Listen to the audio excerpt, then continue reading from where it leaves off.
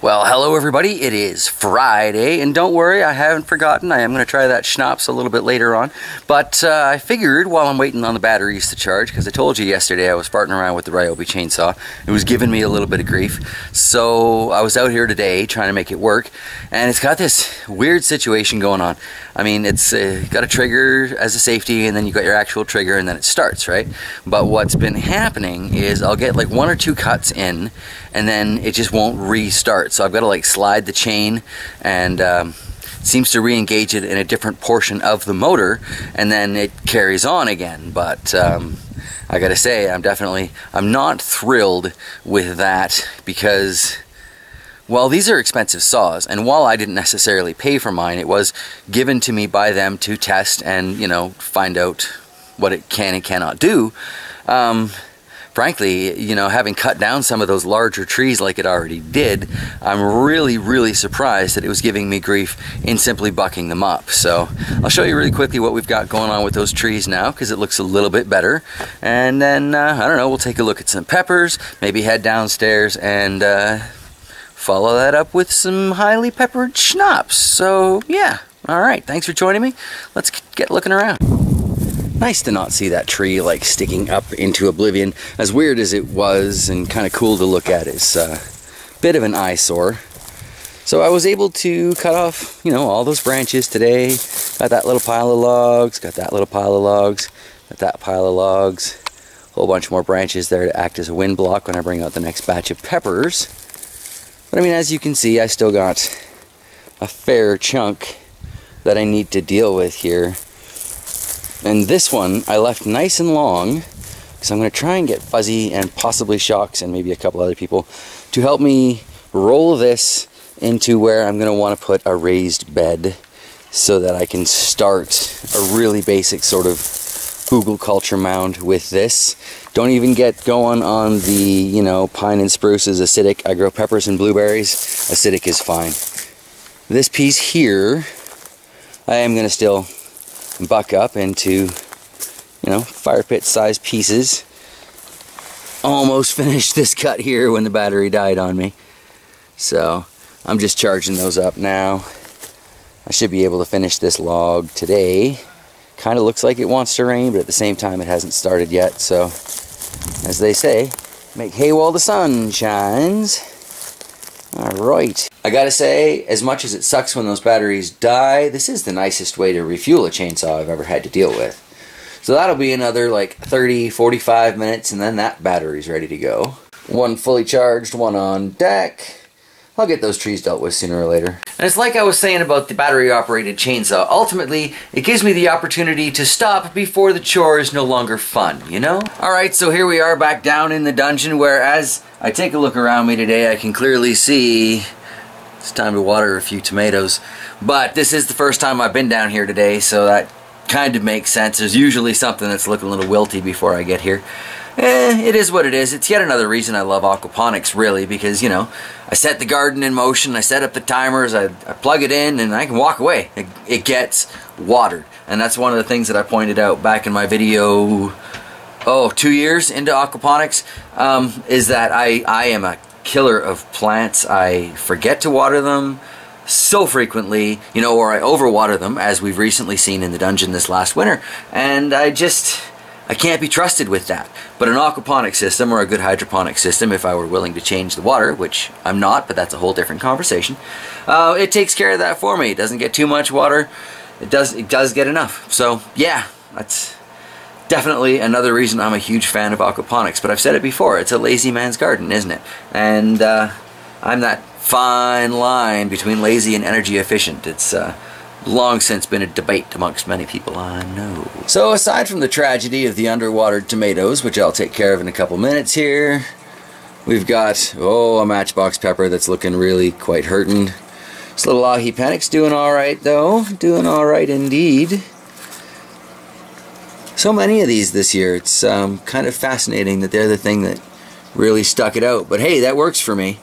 You know, once a pepper proves itself as willing to put up with the crap and abuse that I hand out to my garden plants, well, that's a keeper, isn't it?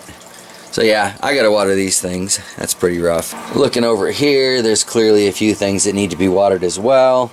Yet another ahi panic right here. These poor basil they're not doing well. I've been quite rude to those, very mean. Looks like we've got another one of those young ladybugs. Try and zoom in on that puppy. Oh, and too far. Very cool to see them wandering around the garden. I am going to have to move that one though, because that is the crimson red, and I was thinking about taking that outside. I'm also thinking about harvesting this pepper. Oh, there goes the furnace. As it's turned red pretty much all the way around, and as I understand it, it's better for the plant to take the ripe peppers off, because leaving them on there, I guess, slows future production or whatever. But normally these are a larger pepper, if it is the phenotype that I'm hoping for. This second one that's forming up here is, clearly, significantly larger pepper, so that is good. We'll see what happens with this one up here, but it's already looking like it's prepared to put on some growth. So anyway, I'm thinking about taking that one outside so it can join the super chili and the ahi panic, the other 2 coffee can peppers up there. And then I just don't know, like, part of me is thinking anything of a reasonable size should go outside, because I have all year to start for next year, and I've got so many things. Oh, there's another one of those in between stages of the ladybugs. I want to say larval, but I'm not sure, so I kind of don't want to say it, because, as soon as you put it on video, if you're wrong, someone will correct you. Oh, there's a couple more. One in the leaf there. Yeah, if I didn't know better, I would never suspect that that would grow up to be a ladybug. Very cool little creatures. And, fabulously, ravenously hungry, so great! So there's one thing I never seem to run out of, it's aphids. Get that Sugar Rush cream up here. Finally got it into a coffee can, and wouldn't you know it, time to take it to the fish tank. Otherwise looking quite nice though. And having that as an option, I think, really has helped me just keep the aphid numbers down. And as I've mentioned before, it's very therapeutic. Probably shouldn't be, but yes, I very much enjoy feeding the aphids to the fishies, watching them swarm around in their little feeding frenzy and knowing that, well, they're not eating my plants anymore, are they? Here we've got this one heavily abused paper lantern pepper, still sitting in its little water bottle base there, but it's starting to put on its little flower starts. Passes the rev test. You can't see its cup. So tiny though. I know if I open this up that will explode with roots in there, but I'm torturing it at this point. How big can it grow in that tiny little container, Is it gardening? Is it pepper-based S&M? I don't know. Jury's still out on that, but the peppers get punished and I enjoy it. There's probably something very wrong with that. Anywho, looking around me, I've definitely got to bust into it and start watering these plants. So I will do that, and then I'll meet you guys upstairs for a taste of that peppered peach schnapps. Today makes 21 days that it's been in there, so yeah. So here we are. You can see that that one pepper is definitely very bleached as compared to the almost red that one was when it went in. And then we've got a couple in the top that are rapidly losing color. Delightful, delightful. I'm not going to say that this is fully finished its thing until all of the peppers are as bleached as that one there and they're all sinking to the bottom. Then I'm going to have to say, well, that's all they can do for it. I am only going to have a little bit today. Apparently Chox has got a spoon, so she will be joining me. Spoon! But I want to save a little bit of this because I understand I may have a chip on the way. And I have been invited to join the Bat and the Bear show, which I think is kind of funny. And that will be actually a lot of fun. So I'm going to want to save some of this for that. And oh yeah. So again, we have our little tasting glass, mostly because I'm kind of snooty and I think it's pretty and, you know, goes well with everything. And Chox has her spoon. So let us get on preparing this, shall we? Absolutely ginormous. Okay, so a camera adjustment later. I gotta do this really carefully, so forgive the look of concentration right now. Last thing I want is, no, stay in there. The peppers keep trying escaping. Keep trying to escape. So you can take a spoon from the jar? Or? Yeah, I think it'll be less messy if I just take it from your cup. Stealing from mine. From your crystal glass. So that's where we are now. We'll get back to this sometime next week, probably next Friday. I'm sensing sort of a weekly tradition setting itself up here, but in the glass, you can't really see the color. Sort of see the color. Chox is hiding, but that's well, I didn't want my face right behind the glass. Oh, like. Come on now. Oh, so give that a sniff. Mmm. Starting to smell the pepper evenly with the peach in that now, which is good because then it's not as much of a surprise. Because last week I really only smelled the peach. I'm drooling just like a little bit because it's Pavlov's dog with the hot peppers. You know they're coming, so you start like your mouth starts its self-defense. Well, even hearing people describe them, my mouth starts drooling, and I'm like, oh, that's really good. I want to show you guys something. Iced teaspoon. My glass. I'm not quite sure what she's planning here, but not here you go. I want to see you make that work. Okay. Go right at it. It's not even a full spoonful. It's a full spoonful. It's so fiery hot it's evaporating off my spoon. All right, to trying dumb things. All right. Cheers. Oh, that's nice. That's hot.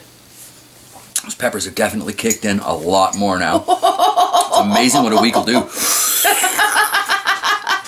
That'd be good with some ginger ale. Oh. I only agreed because I watched him last week. You'd think she'd know better. I'm glad I had a little spoon. That's I'm glad I have a very little glass. Lovely. It is lovely, but wow.